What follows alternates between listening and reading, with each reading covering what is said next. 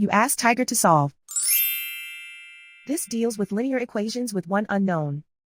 The final result is x equals 231 over 100. Let's solve it step by step.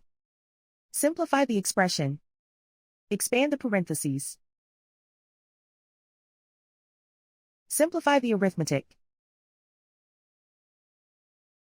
Group like terms. Multiply the coefficients. Find the greatest common factor of the numerator and denominator. Factor out and cancel the greatest common factor. Simplify the arithmetic. Group all x terms on the left side of the equation. Subtract 6 over 7x from both sides. Group like terms. Group the coefficients. Find the lowest common denominator. Multiply the denominators.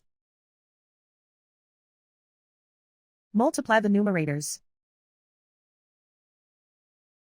Combine the fractions. Combine the numerators. Group like terms. Combine the fractions. Combine the numerators. Reduce the zero numerator. Simplify the arithmetic. Group all constants on the right side of the equation. Subtract 1 over 4 from both sides. Combine the fractions. Combine the numerators. Reduce the zero numerator. Simplify the arithmetic. Find the lowest common denominator. Multiply the denominators. Multiply the numerators.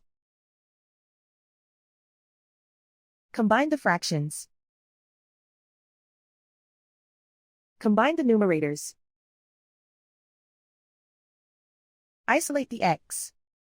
Multiply both sides by inverse fraction 21 over negative 25. Move the negative sign from the denominator to the numerator. Group like terms. Multiply the coefficients. Simplify the arithmetic.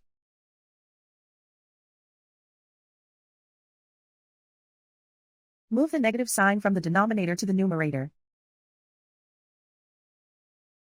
Multiply the fractions. Simplify the arithmetic.